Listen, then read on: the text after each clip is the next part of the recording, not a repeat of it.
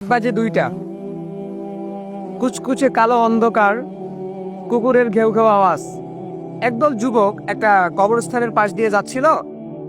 তো যাওয়ার সময় ওই যুবকেরা তাদের জীবনে নামাজ, রোজা, আল্লাহর ভয় কোনো কিছুই ছিল না। তারা শুধু মোবাইলের মধ্যে নাচ, গান, এরপর আপনার টিকটক, মেয়েদের ছবি, হারাম অশ্লীল কাজের মধ্যে তারা লিপ্ত থাকতো।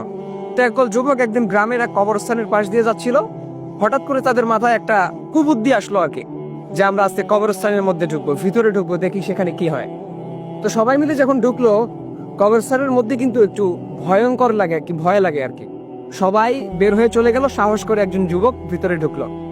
ঢুকে সে যখন কবরস্থানের ঠিক ভিতরে ঢুকে গেল, তখন কে যেন তাকে ডেকে বলল, তুমি কি জানো যে এই কবরের এবং এই মাটির নিচে যারা বাস করে, মাটির নিচে যাদেরকে রাখা হয়েছে তাদের কি অবস্থা? তুমি কি এই বিষয়ে অবগত আছো? তুমি কি জানো?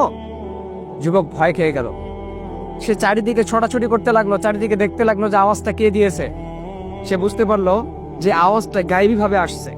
সে যখন বলল যে কে আওয়াজ দিচ্ছে, হঠাৎ করে একটা কবর থেকে সে দেখতে পেল, একটা কবর থেকে একজন লোক উঠলো, যার চেহারা নেই কিন্তু তার চক্ষুগুলো লাল বর্ণের ছিল। সে এসে বলল যে আমি সেই আত্মা, যে আত্মা আমি দুনিয়ার মধ্যে থাকতে অশ্লীল কাজের মধ্যে লিপ্ত ছিলাম, হারামের মধ্যে লিপ্ত ছিলাম, সবসময় হেডফোন কানের মধ্যে দিয়ে ঘুরতাম, গান বাজনা শুনতাম, কনসার্টের মধ্যে যেতাম, আমি নাচ গানের মধ্যে লিপ্ত থাকতাম, মেয়েদের হারাম ছবি নিয়ে পড়ে থাকতাম।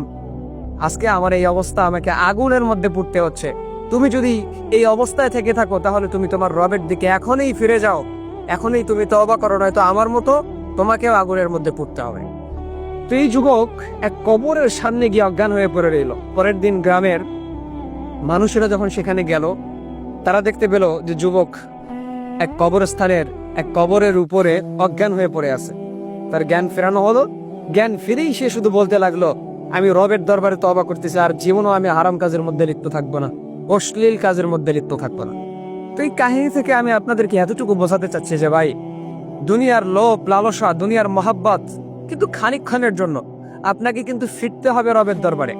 দুনিয়ার মৌজ মস্তি এটা খানিকক্ষণের জন্য, আখেরাত আপনার চিরস্থায়ী, সেটাকে নিয়ে আপনাকে ভাবতে হবে। আপনাকে ভাবতে হবে যে আপনি ফিরে যাবেন রবের দরবারে। আপনাকে ভাবতে হবে যে আপনার সৃষ্টিকর্তা আপনার জন্য একটা নির্দিষ্ট সময় পর্যন্ত আপনাকে দুনিয়াতে রাখবেন। তো জন্য ভাই, এখনো সময় আছে আপনাদের যে রবের দরবারে ফিরে যান, তওবা করেন। দুনিয়ার লোভ লালসা, গান বাজনা, হারামের মধ্যে লিপ্ত থাকা, অশ্লীল কাজের মধ্যে লিপ্ত থাকা, মেয়েদের ছবি নিয়ে পড়ে থাকা, এগুলো থেকে আপনি নিজেকে হেফাজত করেন। সুদ, ঘুষ, জেনা, ব্যভিচার, এগুলো থেকে আপনি বের হয়ে আসেন, রবের দরবারে ফিরে যান। এখনো আপনার সময় আছে। আজরাইল আলাইহিস সালাম যদি আপনার কাছে চলে আসে, তো আপনার 1 সেকেন্ডও আপনাকে সময় দিবে না, আপনার নির্দিষ্ট সময়ে সে আপনার জান কবজ করবে।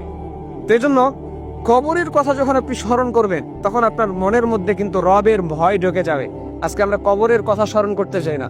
আমরা স্মরণ করতে চাই না রবের কথা, আমরা স্মরণ করতে চাই না জাহান্নামের কথা, স্মরণ করতে চাই না কবরের আযাবের কথা।